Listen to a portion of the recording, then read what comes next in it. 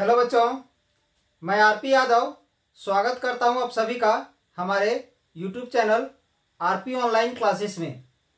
तो आज का इस लेक्चर में हम लोग मैथमेटिक्स का एक चैप्टर सेट्स को लेकर के आए हैं। आज हम इस क्लास में सेट्स का डिस्कस करने वाले हैं और ये मैथमेटिक्स का चैप्टर जो सेट्स है ये इतना इम्पोर्टेंट चैप्टर है कि इसका 11th में 12th क्लास में या किसी भी प्रकार का या किसी भी यूनिवर्सिटी में जो बीएससी या बीए बीकॉम में जो मैथमेटिक्स आता है उसमें कहीं ना कहीं इस सेट्स चैप्टर का यूज लगभग हो ही जाता है। और इस सेट से किसी भी प्रकार का मैथमेटिक्स से रिलेटेड कंपटीशन में बहुत सारे क्वेश्चंस पूछे जाते हैं। तो चलिए इस क्लास को आज स्टार्ट करने से पहले अगर आप लोग इस चैनल को सब्सक्राइब नहीं किए हैं तो चैनल को सब्सक्राइब कर दें ताकि हर एक इसी प्रकार का लेटेस्ट वीडियो आपको आसानी पूर्वक प्राप्त हो सके। तो सबसे पहले हम लोग सेट्स क्या है इसके बारे में जानेंगे। तो sets is a well defined collection, यानी जितना सारा कलेक्शन जो है जो वेल डिफाइंड होगा, दैट इज जो अच्छी तरह से निश्चित होगा उसे हम लोग सेट्स कहते हैं। जैसे हम दो एग्जांपल के थ्रू समझाते हैं। अगर हमसे बोला जाए सेट्स ऑफ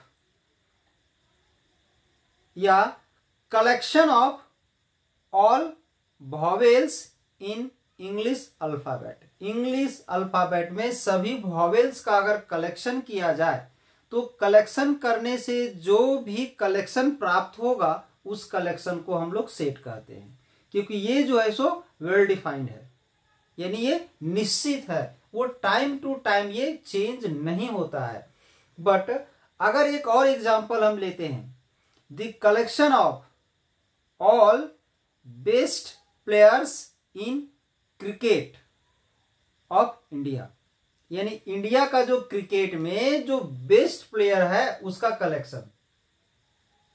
तो ये जो बेस्ट वर्ड जो डाला गया है ना, इस बेस्ट वर्ड के चलते ये वेल डिफाइंड नहीं है, क्योंकि बेस्ट के चलते आज कोई बेस्ट है तो कल कोई और बेस्ट हो जाएगा, यानी ये निश्चित नहीं है। यानी ये जो है कलेक्शन तो है बट ये वेल डिफाइंड कलेक्शन नहीं है, दैट इज इसे हम लोग सेट्स नहीं कहते हैं। अब इसी प्रकार से अगर हमें बोला जाए कलेक्शन ऑफ एनिमल्स या collection of all animals in India या वर्ल्ड, तो ये सेट्स हो सकता है। बट अगर यही चीज अगर हमें बोला जाए collection of all dangerous animals in India, तो ये जो डेंजरस वर्ड जो डाला गया जिसके चलते ये वेल डिफाइंड नहीं है। तो डेंजरस कौन होगा, नहीं होगा, कब कौन डेंजरस हो सकता है इसकी कोई गारंटी नहीं है, यानी निश्चित नहीं है। यानी ये जो कलेक्शन है उसे हम लोग सेट नहीं कहते हैं। ठीक है, तो इसके लिए हम सेट्स का डिफिनेशन लिखने वाले हैं और कुछ एग्जांपल्स भी देने वाले हैं जो अभी हम आप लोग को समझाएं। तो आप लोग साथ साथ में लिखते जाओगे। देखिए सेट्स का डिफिनेशन है a well defined collection of objects, यानी किसी भी ऑब्जेक्ट्स का जो वेल डिफाइंड कलेक्शन होता है उसे हम लोग क्या बोलते हैं, तो सेट्स कहते हैं।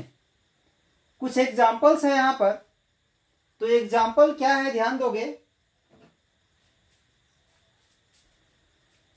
The collection of all vowels in the English alphabet, तो इंग्लिश अल्फाबेट में जितना सारा वॉवेल्स है अगर हम लोग उसका कलेक्शन करते हैं तो वो वेल डिफाइंड होता है। यानी ये जो है सो हमारा क्या है, एक सेट है।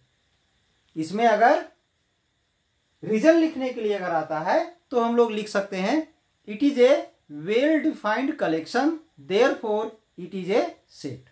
लिखोगे it is a well defined collection therefore it is a set. Second में है the collection of all natural numbers less than 12, तो 12 से छोटा जितने सारे नेचुरल नंबर है, तो नेचुरल नंबर 1 से ही स्टार्ट होता है, आप लोग पढ़े होंगे 1 2 3 4 5 6 7 8 9 10 11 12 13 14 15 ऐसे चलते जाता है। ठीक है, तो स्टार्ट 1 से होता है। तो यहाँ बोल रहा है लेस देन 12, 12 से छोटा जितना सारा नेचुरल नंबर है तो उसका कलेक्शन भी वेल डिफाइंड है, निश्चित है। 1 2 3 4 5 6 7 8 9 10 11 तक ही आएगा तो वेल डिफाइंड है, so it is a set. लिखोगे it is a well defined, so it is a set. All possible roots of the quadratic equation, अगर आप लोग को इक्वेशन क्वाड्रेटिक इक्वेशन को फैक्टराइज करने आता है, तो अगर हम लोग इसे फैक्टराइज करते हैं यानी इसका गुणनखंड करते हैं, तो गुणनखंड करने के बाद इसका 2 सॉल्यूशन आएगा, और वो 2 सॉल्यूशन क्या होगा, इसका क्या होगा, देखो लिखा हुआ है all possible roots of the quadratic equation, मतलब इस क्वाड्रेटिक इक्वेशन का ऑल पॉसिबल रूट्स, आगे कलेक्शन हो सकता था, यहाँ छूट गया है, हो सकता था the collection of all possible roots of quadratic equation. तो इसका 2 ही रूट्स होगा जो कि वेल डिफाइंड है, so it is A sets, therefore it is A sets, ये भी हमारा एक सेट है। अब आगे आते हैं, the collection of 5 most talented writers of India. ये जो टैलेंटेड वर्ड जो डाला गया है ना, ये इसके चलते ये वेल डिफाइंड नहीं है, क्योंकि टैलेंटेड राइटर कौन है ये निश्चित नहीं किया जा सकता है, हर एक सेकेंड वो चेंज होते रहता है, so it is not a set. लिख सकते हैं it is not well defined collection, therefore it is not a set. Same इसमें भी वही है, इसमें जो डेंजरस वर्ड जो डाला गया है उसके चलते ये वेल डिफाइंड नहीं है। The collection of most dangerous animals of world, तो कौन डेंजरस है ये निश्चित नहीं किया जा सकता है, therefore it is not a set, ये हमारा एक सेट नहीं है। अब आते हैं हम लोग रिप्रेजेंटेशन ऑफ सेट्स में। रिप्रेजेंटेशन ऑफ सेट्स में यानी सेट्स को रिप्रेजेंट करने का कितना सारा तरीका है, तो इसका रिप्रेजेंट करने का 2 तरीका है। There are 2 methods of representing a set, एक सेट को रिप्रेजेंट करने का 2 तरीका है। फर्स्ट है रोस्टर और टेबुलर फॉर्म, सेकेंड है सीट बिल्डर फॉर्म। तो रोस्टर या टेबुलर फॉर्म में हम लोग क्या करते हैं, किसी भी सेट का जो मेंबर्स होता है उस मेंबर्स को लिखते जाते हैं, बीच में कॉमा डालते जाते हैं और उसको मिडिल ब्रैकेट से बंद कर दिया जाता है, उसी को हम लोग बोलते हैं रोस्टर और टेबुलर फॉर्म। तो यहाँ लिखा गया है we list all the members of the set within brackets, यानी ये जो मिडिल ब्रैक्स है, ये जिसे हम लोग मिडिल ब्रैकेट्स कहते हैं, इसमें अगर उसको इनक्लोज कर दिया जाए, मतलब उसके अंदर लिखा जाए एंड सेपरेट बाय कॉमा, और हर एक एलिमेंट को कॉमा से सेपरेट किया जाए, तो उसे हम लोग क्या बोलते हैं, रोस्टर या टेबुलर फॉर्म। दूसरा है सेट बिल्डर फॉर्म। तो सेट बिल्डर फॉर्म में एलिमेंट यूज हम लोग नहीं करते हैं, उस एलिमेंट को रिप्रेजेंट करने के लिए हम लोग एक प्रॉपर्टी लिखते हैं, एक ऐसा प्रॉपर्टी जिस प्रॉपर्टी के चलते वो एलिमेंट को इंडिकेट किया जा सके, मतलब सेट्स के मेंबर को रिप्रेजेंट किया जा सके, वैसा प्रॉपर्टी को हम लोग लिखते हैं, तो उसी को हम लोग क्या बोलते हैं, सेट बिल्डर फॉर्म। तो अब यहां पर हम कुछ सेट्स का एग्जांपल लेके डिटेल करने वाले हैं कि सेट बिल्डर फॉर्म और रोस्टर फॉर्म कैसे लिखते हैं।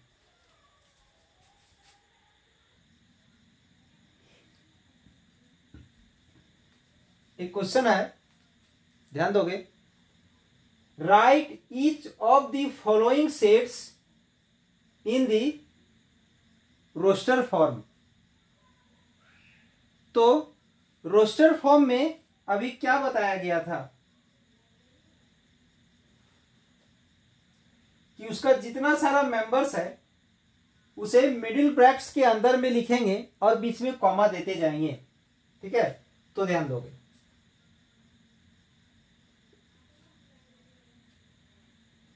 फर्स्ट में है set of all factors of 24। तो 24 का फैक्टर्स, ऑल टोटल फैक्टर्स को लिखना है। तो फर्स्ट ऑफ ऑल इसका फैक्टर्स क्या आएगा, 1 आएगा, 2 आएगा, 3 आएगा, 4 आएगा, यानी 1 से डिविजिबल है, 2 से डिविजिबल है, 3 से डिविजिबल है, 4 से डिविजिबल है, 5 से नहीं है। ठीक है, 5 उसका फैक्टर नहीं होगा। जैसे कि कैसे ये सब फैक्टर आया, क्योंकि 24 को हम लिख सकते हैं 1 इंटू 24, तो आया ना 1 उस पर फैक्टर। तो उसके बाद 2 इंटू 12 भी लिख सकते हैं, तो 2 उसका फैक्टर है। फिर 3 इंटू 8 लिख सकते हैं, तो 3 उसका फैक्टर है। 4 इंटू 6 लिख सकते हैं, तो 4 उसका फैक्टर है। 5 नहीं आएगा, किसी भी नंबर को 5 से मल्टीप्लाई करने से 25 नहीं आएगा। अब आगे बढ़ते हैं। 6 और 4 तो आ रहा है, यानी 6 होगा। फिर 8 3 आ रहा था, तो 8 होगा। 2 12 आ रहा था, तो 12 होगा, और फिर 24 होगा। यानी इतना सारा नंबर है जो उसका फैक्टर होगा। तो सभी फैक्टर्स को हम लिख दिए, बीच में कॉमा देते चले गए, और मिडिल ब्रैकेट्स का हम यूज कर दिए। तो ये जो हमारा आया, ये हमारा है रोस्टर फॉर्म, यानी ये जो दिया हुआ है सेट्स, उसे हम लोग रोस्टर फॉर्म में लिख दिए। अब इससे पहले हम कुछ यहां पर समझते हैं। ये जो n जो है सो किसे रिप्रेजेंट करता है? Set of natural number. Set of natural number, यानी जितना सारा नेचुरल नंबर्स है उसको हम लोग n से रिप्रेजेंट करते हैं। और सेट ऑफ नेचुरल नंबर क्या होता है? 1 से स्टार्ट होता है। 1 2 3 4 डॉट डॉट। W है हमारा सेट ऑफ होल नंबर्स। तो होल नंबर्स क्या है? तो होल नंबर जो है वो 0 से स्टार्ट होता है। 0 1 2 3 4 आगे बढ़ते जाएगा, यहां से आएगा।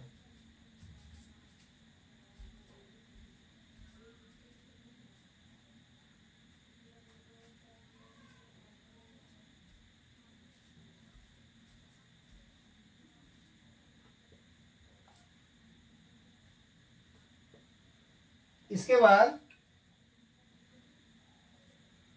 आई दैट इज जेड। आई और जेड जो है वो सेट ऑफ इंटीजर्स को रिप्रेजेंट करता है। सेट ऑफ इंटीजर्स, इसमें क्या क्या आ सकता है? डॉट डॉट, -4 -3 -2 -1 0 1 2 3 4 डॉट डॉट, ये आ सकता है। मतलब माइनस में भी बढ़ते जाएगा इधर, और प्लस में भी उधर बढ़ते जाएगा, यानी ये है मेरा इंटीजर्स। इसके बाद क्यू क्या है? Set of rational number.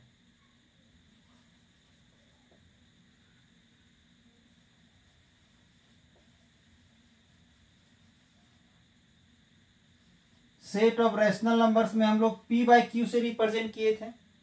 अगर हिंदी मीडियम में पढ़े हो तो परिमेय संख्या जिसे कहते हैं हम लोग, where q not equal to 0, यानी डिनोमिनेटर जो है सो 0 नहीं हो सकता है।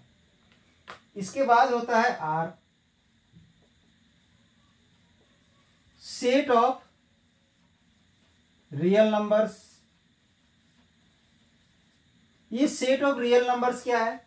Natural number, whole number, integers, rational number, ये सबका सब हमारा रियल नंबर है। मतलब इमेजिनरी को छोड़ के बाकी सब रियल नंबर है। 1 2 3 4 5 ये सब रियल नंबर है। 1 और 2 के बीच में भी infinite number of real numbers आ सकता है, जैसे कि 0.1 0.2 0.3 1.1, सॉरी 1 और 2 के बीच में 1.1 1.2 1.3 ये सब आ सकता है। अब 1.1 और 1.2 के बीच में भी बहुत कुछ आ सकता है। 1.11 1.12 1.13, अब 1.11 और 1.12 के बीच में भी बहुत कुछ आ सकता है। मतलब इसे फिलहाल हम काउंट नहीं कर सकते हैं अभी, ठीक है। और एक होता है prime number, set of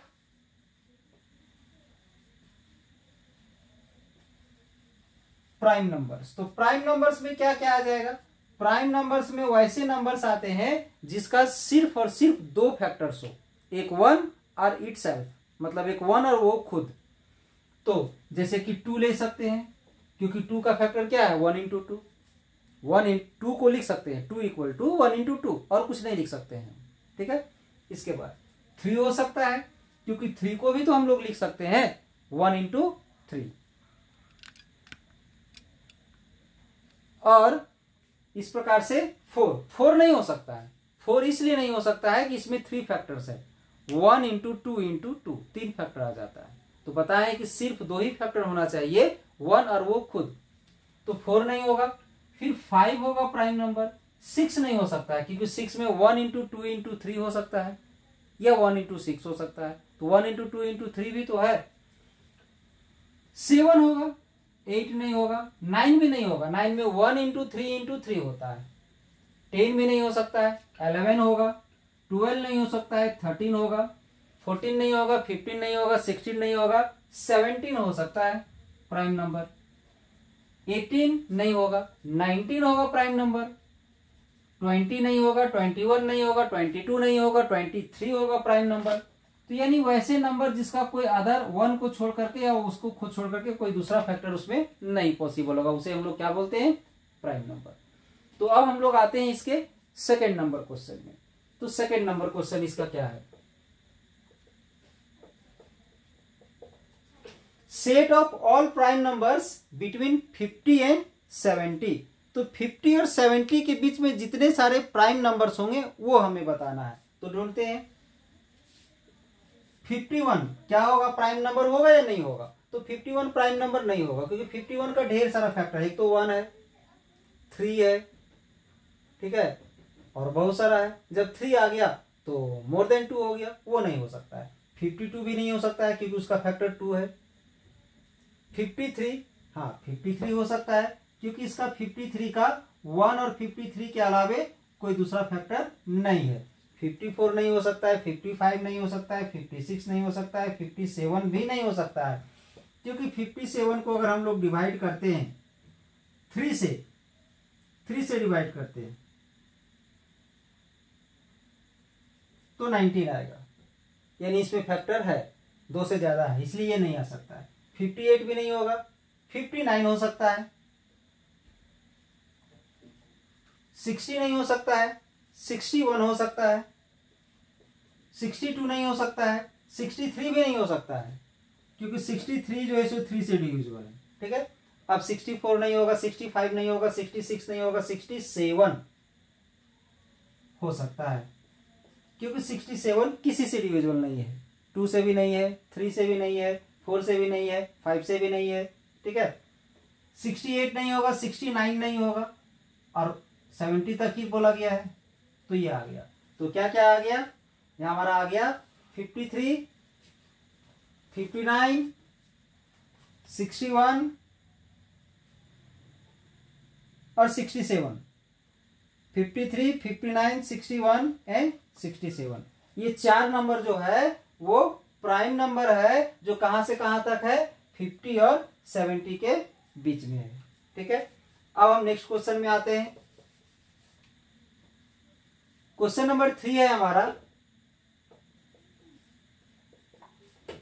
set of all integers between -3.3/2 and 11/2। तो सबसे पहले -3/2, तो -3/2 का वैल्यू क्या होगा, -3/2 का वैल्यू हो जाएगा -1.5 और 11/2 का वैल्यू हो जाएगा 5.5। यानी हमें क्या करना है, -1.5 से 5.5 के बीच का इंटीजर ढूंढना है। तो -1.5 कहां पर होगा, -1.5 जो है सो -2 और -1 के बीच में होगा। -2 और -1 के बीच में -1.5 होगा और ये 5.5, तो इन दोनों के बीच यानी यहां से लेकर के, ठीक है, यहां से लेकर के 5.5। तो यहां पर अगर हम एक नंबर ले लेते हैं, 5 ले लेते हैं और 6 ले लेते हैं, तो 5 और 6 के बीच तक हमें इंटीजर कहां से कहां तक ढूंढना है।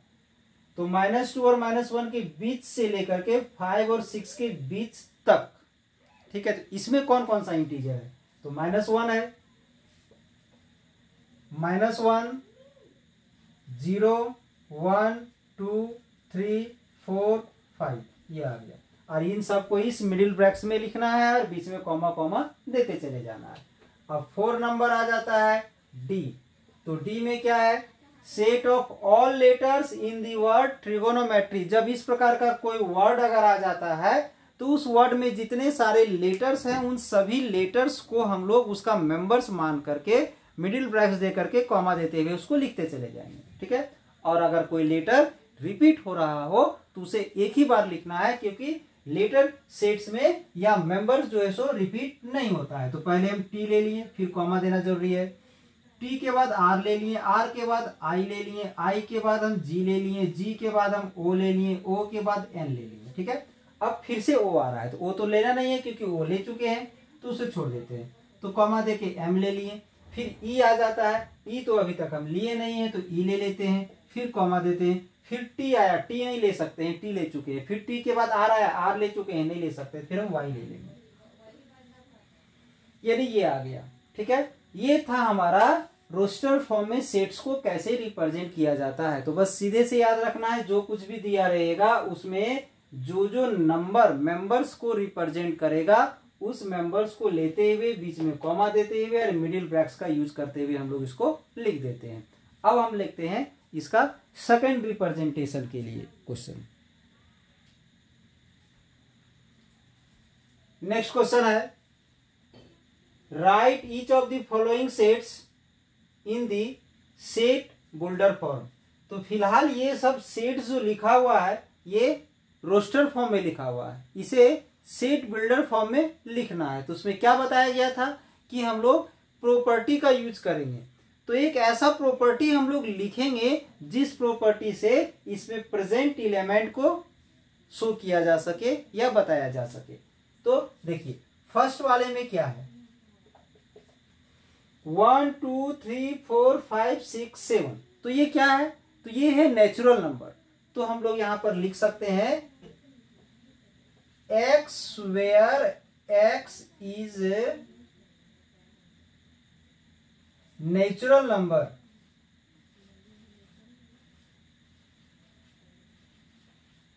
नेचुरल नंबर्स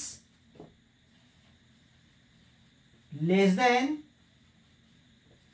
8, लेस देन 8 से छोटा नेचुरल नंबर, या यहां पर लिख सकते हैं लेस देन इक्वल टू 7, या ऐसे ना लिख करके इसको और ऐसे भी लिख सकते हैं, x where x equal to n। क्या लिख सकते हैं, n comma n belongs to natural number, यानी ये जो n है वो क्या होगा, नेचुरल नंबर होगा। ये नेचुरल नंबर कहां से कहां तक होगा, एंड ये जो नेचुरल नंबर होगा वो लेस देन इक्वल टू 7 लिख दो, ठीक है, या लेस देन 8 लिखोगे। अगर इक्वल टू नहीं यूज करना है तो लेस देन 8 लिख सकते हो, ठीक है। या तो फिर यहां पर ऐसा भी लिख सकते हैं, n greater than equal to 1 but less than equal to 7, कुछ भी लिखा जा सकता है, n less than equal to 7 या n लेस देन 8 या n greater than equal to 1 but less than equal to 7, ऐसा भी हम लोग यहाँ पर लिख सकते हैं, या ऊपर वाला भी लिख सकते हैं, ठीक है। अब सेकंड में हम लोग आते हैं, तो सेकंड में क्या है, सेकंड में है 1 2 4 7 14 28। तो यहाँ पर अगर ध्यान दिया जाए तो जितना सारा नंबर है वो सबका सब क्या है, तो 28 का फैक्टर्स है। तो यहाँ पर हम लोग लिखेंगे x where x is a factors of 28, यानी 28 का क्या है, तो फैक्टर्स है। अब थर्ड में हम लोग क्या लिख सकते हैं, थर्ड में लिखेंगे 2 4 8 16 32। तो क्या है, सब 2 का पावर है, ये क्या है 2 का पावर 1, ये क्या है 2 का पावर 2, ये क्या है 2 का पावर 3, ये क्या है 2 का पावर 4, ये क्या है तो 2 का पावर 5, यानी सबका सब 2 का पावर है। तो लिखेंगे x where x equal to 2 to the power n, ऐसा है, ठीक है, जिसमें से n belongs to natural number, यानी इस n के जगह पर क्या हो सकता है, कोई नेचुरल नंबर हो सकता है। तो वो नेचुरल नंबर कहां से कहां तक हो सकता है, ध्यान दोगे यहाँ 2 का पावर 1 से 2 का पावर 5 तक गया है, यानी ये जो n है उसका वैल्यू 1 से लेकर के 5 तक होगा। यानी ये अगर नेचुरल नंबर है तो ये जो नेचुरल नंबर है वो लेस देन इक्वल टू 5 होगा या n होगा, and less than equal to 5 या less than 6, n less than equal to 5 या लेस देन 6, मतलब इसका जो पावर में है वो कहां से चलेगा, 1 से लेकर के 5 तक चलेगा। इसके बाद 4 नंबर में ध्यान दोगे, 4 नंबर क्या है, तो 4 नंबर में है -6 -4 -2 0 +2 +4 +6, यानी ये सब का सब इंटीजर्स है। तो कैसा इंटीजर्स है, तो इवन इंटीजर्स है। तो यहां लिखोगे x where x is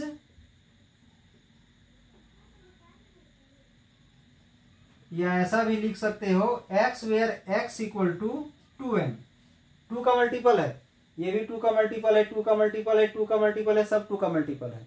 तो 2 का मल्टीपल कहां से कहां तक है, यहाँ n जो है सो बिलोंग्स करेगा इंटीजर और n का value greater than equal to -3 से लेस देन इक्वल टू 3 तक है। ध्यान दोगे यहाँ पर थोड़ा सा, हम क्या लिए हैं यहाँ पर, x इक्वल टू क्या लिए हैं 2n, n क्या है तो इंटीजर, कैसा इंटीजर -3 से +3 तक। तो अगर हम यहाँ पर -3 लेते हैं, यहाँ -3 लेते हैं तो -3 इंटू 2 का क्या आ जाएगा -6, -2 लेंगे तो -4 आ जाएगा, -1 लेंगे तो -2 आ जाएगा, 0 लेंगे तो 0 आ जाएगा, 1 लेंगे तो 2 आ जाएगा, 2 लेंगे तो 4 आ जाएगा और 3 लेंगे तो 6 आ जाएगा। मतलब ये जो है सब 2 का मल्टीपल है और n के जगह पर क्या होगा तो इंटीजर्स होगा। कैसा इंटीजर्स, -3 से लेकर के +3 के बीच। तो -3 से +3 के बीच इंटीजर क्या क्या आता है, -3 -2 -1 0 1 2 3, बारी बारी इन सभी का वैल्यू अगर यहाँ हम पुट करेंगे तो ये रिजल्ट हमारा आ जाएगा। अब इसके बाद हम 5 नंबर देखते हैं। तो 5 नंबर में क्या है, तो 5 में है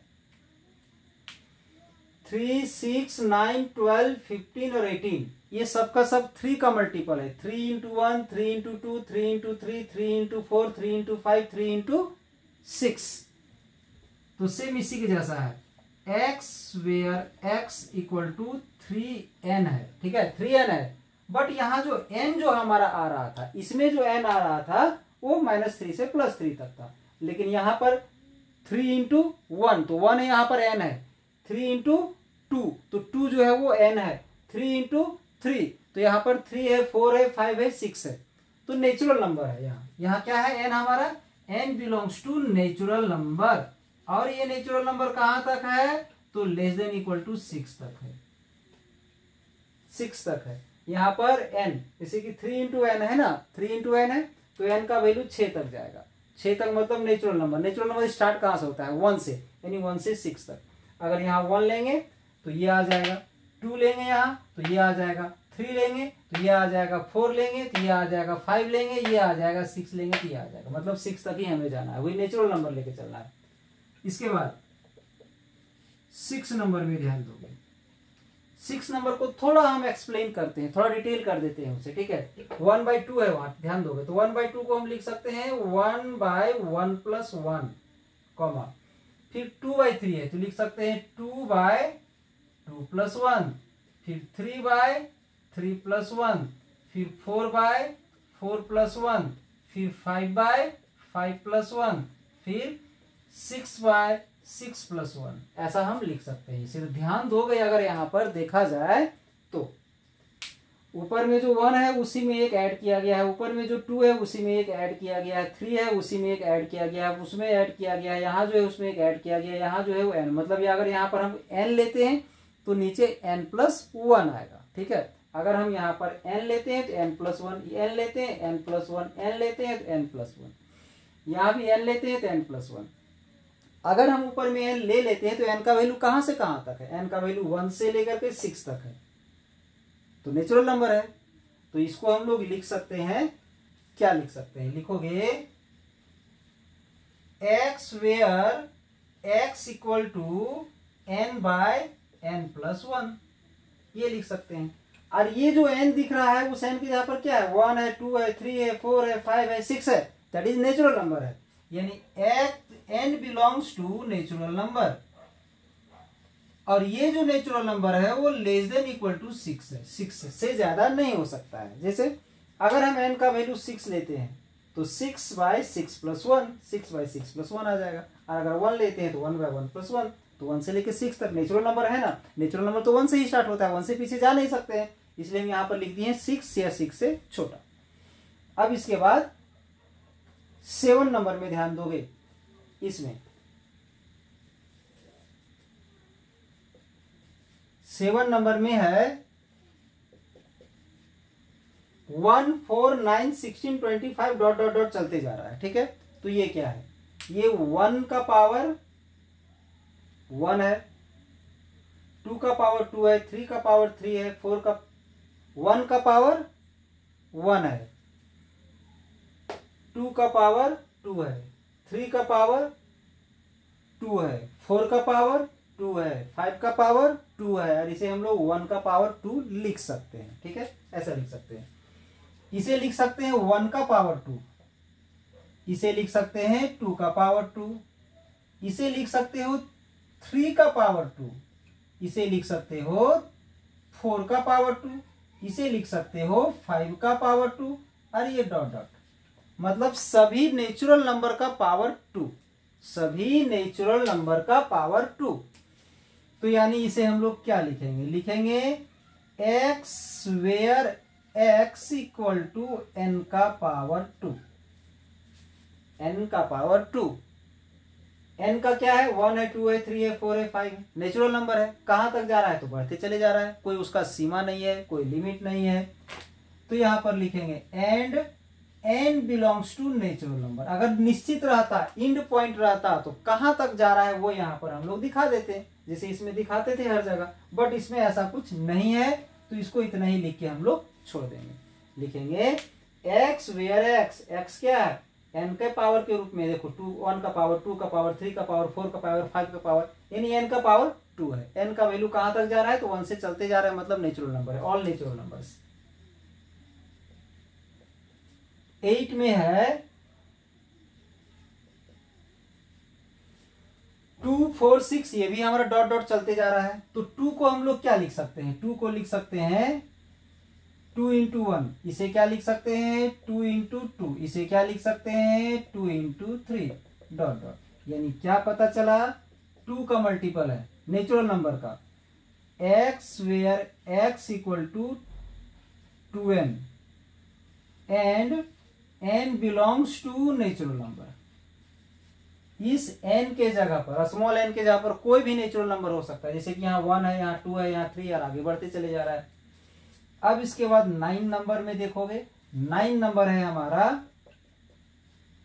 149। तो ये तो हमारा लग रहा है, अभी बताए थे, ये है 7 और 9 सेम है, बट इसका लिमिट नहीं था, इसका लिमिट है हमारा 100 तक गया है। तो इसे क्या लिख सकते हैं, 1 का पावर 2, 2 का पावर 2, 3 का पावर 2 से लेकर के लिख सकते हैं इसे हम लोग 10 का पावर 2। तो सेम यही लाइन आएगा, बट इसमें आगे लिमिट नहीं बताए थे, यहां लिमिट इसको दे देंगे x such that x = n⁻²। उसमें भी वही था और इसमें भी वही है, n⁻²। इसके बाद n belongs to natural number. ये नेचुरल नंबर कहां तक जा रहा है, ये 10 तक जा रहा है, n < 10। बट इसमें ऐसा कुछ नहीं था, इसमें सिर्फ नेचुरल नंबर लिख के छोड़ दिए थे, क्योंकि ये डॉट डॉट आगे जा रहा था, इंड पॉइंट नहीं था। इसका इंड पॉइंट हमें पता है, 10 से आगे नहीं जाएगा। ये 10 में है, ये जो लेटर्स आया है कहां से आया है, M है, A है, T है, H है, E है, I है, C है, S है। अब ढूंढना है कि ये सब लेटर कौन सा वर्ड में होता है, तो ये सब मैथमेटिक्स में होता है। तो यहां हम लोग लिख सकते हैं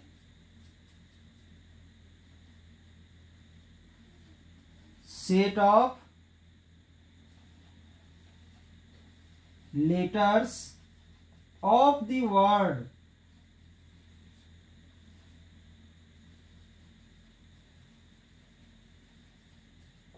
मैथमेटिक्स। यानी मैथमेटिक्स में जो लेटर्स है उसका सेट। तो ये था हमारा सेट पर एक छोटा सा आज लेक्चर। सेट का डिफिनेशन हो गया, सेट का रिप्रेजेंटेशन हो गया, ठीक है। सेट को सेट बुल्डर फॉर्म और रोस्टर फॉर्म में कैसे रिप्रेजेंट करेंगे, ये सब चीजों को डिस्कस कर लिए हम लोग आज। अब अगले लेक्चर में हम लोग टाइप्स ऑफ द सेट्स को लेकर के हम लोग आएंगे। अगर आज का ये लेक्चर आप लोग को अच्छा लगा हो तो चैनल को सब्सक्राइब कर दें ताकि हर एक लेटेस्ट वीडियो आपको आसानी पूर्वक मिल सके। तब तक आप पढ़ते रहिए और खुश रहिए। जय हिंद, जय भारत।